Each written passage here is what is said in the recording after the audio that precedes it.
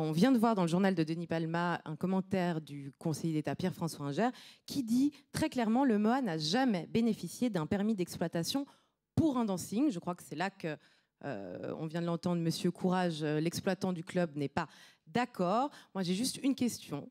Comment le MOA est-il resté ouvert si longtemps s'il n'avait pas d'autorisation malgré toutes les plaintes qui sont là depuis quand même plusieurs années? Vous parlez au médiateur ce soir, au médiateur de l'année dernière pour le MOA et qui continue à défendre le MOA parce que je pense que le MOA est une boîte qui a son utilité.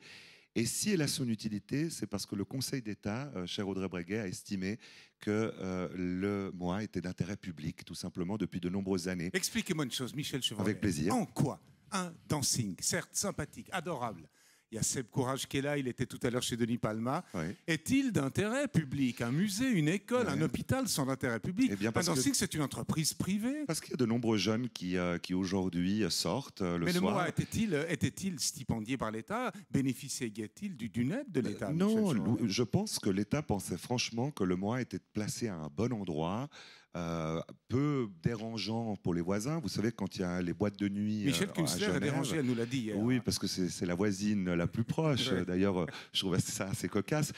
Lorsque vous avez une boîte de nuit à Genève, c'est 1000 à 1500 plaintes par année. M'expliquez, parce que j'ai moins l'habitude que vous, Michel. Le MOA, c'est entre 200 ou 50 plaintes peut-être par année. Donc vous voyez la différence. C'est moins d'intervention de policières, c'est moins de nuisances de manière générale. Et c'est pour ça que le Conseil d'État a toujours défendu le MOA. Mais il n'y a pas d'interrogation là-dessus. Le Conseil d'État, de Laurent Moutineau, de Marc Muller, de Pierre-François Inger, tous les conseillers d'État ont toujours soutenu cette boîte de nuit. Michel Chevrolet, je rappelle pour ceux qui prendraient en cours, qui peut-être viendraient de Sirius, on a peut-être des pygmées qui débarquent à Genève, qui ne connaissent pas. Vous n'êtes pas, bien que vous en ayez l'allure et le vêtement, conseiller d'État, vous êtes pour le moment Michel Chevrolet, candidat à l'exécutif de la ville. Bon, d'abord, vous étiez médiateur, vous étiez journaliste, confrère, ami, rédacteur en chef, directeur. J'espère toujours ami quand même. Bon, bien sûr, mais que diable êtes-vous allé faire dans cette galère, médiateur du MOA? Quand j'ai quitté les Mans Bleus, j'ai pris une société de communication, j'ai dû travailler comme tout le monde et puis j'ai accepté d'aider effectivement le MOA. Pourquoi j'ai accepté d'aider le MOA? Parce que malheureusement, le monde de l'administration est un dédale très compliqué et j'ai essayé au mieux d'aider le MOA à communiquer avec l'administration. Et je pense que le résultat auquel on est arrivé n'était pas si mauvais. Vous dites moi, Michel Chevrolet, bon, vous avez des talents de médiateur évidents dans la vie d'ailleurs. J'ai essayé le mois de communiquer avec l'administration. Maintenant, il se trouve que de l'autre côté de la communication, on en a déjà parlé la semaine dernière, Michel Chevrolet, il y a Pierre-François Inger, et qui est du même parti. Alors, les gens se disent copinage PDC. Que répondez-vous? Si Pierre-François Inger était un si grand copain ou un si grand ami, aujourd'hui, les autorisations du MOA seraient définitivement délivrées. Il a été minorisé hier au Conseil d'État, on l'a su après l'émission. Ça fait à peu près 2 ans qu'on essaye en fait avec le MOA de le mettre aux normes d'une discothèque. Ils ont toujours eu les autorisations pour organiser selon la loi qui s'appelle la LSD, tout simplement la loi sur le divertissement. Non, ne parlez pas de LSD quand parle du MOA. Si, mais justement, c'est ça qui est cocasse aussi. Ça donne des hallucinations, Michel. Ça donne des hallucinations, mais si la loi s'appelle la LSD, oui, mais elle s'appelle la LSD, vous savez. Et cette loi sur le divertissement autorisait jusqu'à maintenant le MOA à exercer une activité nocturne. C'était pour une buvette de 2 heures jusqu'à 2 heures du matin que le tribunal fédéral a prolongé à 5 heures du matin s'ils obtenaient la possibilité d'avoir un parking, ce que le Conseil d'État d'ailleurs a donné comme autorisation, donc exploiter un parking. Je vous regarde, Michel, question, je vous regarde. Vous êtes calme, vous êtes souriant. Toujours. Vous êtes rassurant, rassérénant. On a toujours l'impression qu'il y a un océan de watts et de sérénité quand vous parlez. Mais il se trouve que le Conseil d'État a pris hier et annoncé ce matin la décision de fermer. Donc il y a quand même un problème. Je vais vous dire quelque chose. Le grand problème, et je vais vous donner un scoop, le grand problème, ça a été toute la diffamation faite autour du MOA sur la sécurité. Et c'est là où moi j'ai décidé de continuer à défendre le MOA, parce qu'il y a une énorme hypocrisie autour du MOA sur la problématique de la sécurité. La Cour de compte a totalement omis les deux dernières séances de travail où nous sommes arrivés à un certain nombre de conclusions. Lundi après-midi à 15h30, une séance du Conseil d'État, présidée par Pierre-François Inger, avec des fonctionnaires de l'État et notamment le service du feu. Du Conseil d'État ? Oui, mais avec une délégation présidée par Pierre-François Inger. Il y avait plus de 30 fonctionnaires autour de cette table.